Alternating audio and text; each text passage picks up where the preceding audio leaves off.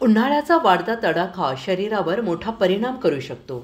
उष्णतेमुळे शरीरातील पाणी कमी होते, ज्यामुळे अशक्तपणा, चक्कर येणे, तापमान वाढणे, घाम जास्त येणे आणि उष्णतेचे विकार उद्भवू शकतात. आणि म्हणूनच शरीरातील पाण्याची पातळी टिकवून ठेवणे अत्यंत महत्त्वाचं आहे. नियमितपणे कोमट किंवा माठातील थंड पाणी चवीचवीने प्यावे.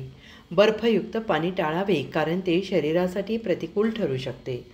उन्हातून आल्यावर गुळ पाणी पाहिल्यास उष्णतेचा त्रास कमी होतो. त्याचप्रमाणे आवळा, कोकम सरबत, लिंबू पाणी आणि ताक यासारखी नैसर्गिक थंड पेये शरीराला थंडावा देतात आणि उष्णतेचे परिणाम कमी करतात. उष्णतेचा त्रास टाळण्यासाठी प्राणायाम करणे उपयुक्त ठरते. अनुलोम विलोम प्राणायाम केल्याने शरीराचे तापमान नियंत्रित राहते. चंद्रनाडी सक्रिय करण्यासाठी डावी नाकपुडी उघडी ठेवून श्वास घेणे फायदेशीर असते, कारण यामुळे शरीरात गारवा निर्माण होतो. रात्री झोपण्यापूर्वी खोबरेल तेल तळपायांना चोळणे आणि नाकात गाईचे तूप लावल्यास शरीराला थंडावा मिळतो आणि झोप चांगली लागते. उन्हाळ्यात हलका आहार घेणे महत्त्वाचे आहे. पचनासाठी जड आणि तिखट पदार्थ टाळावेत. पांढरा कांदा नियमित खाल्ल्यास उष्णतेचा त्रास कमी होतो. माठातील पाणी आणि ताक घेतल्यास पचनसंस्थेस मदत मिळते आणि शरीर थंड राहते.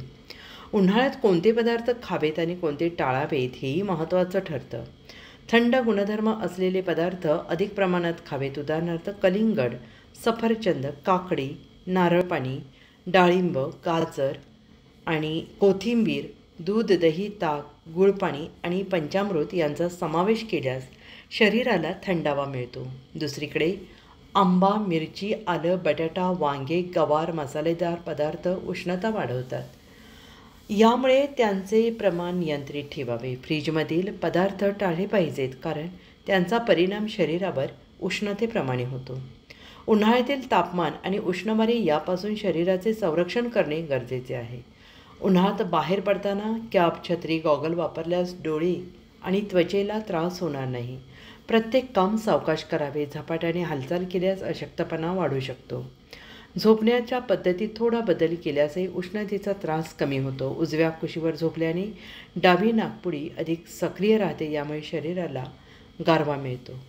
उन्हाळ्यात शरीर आणि आरोग्याची विशेष काळजी घेतल्यास उष्णतेचे विकार टाळता येतात आणि उत्साही आणि ताजेतवाने राहता येते.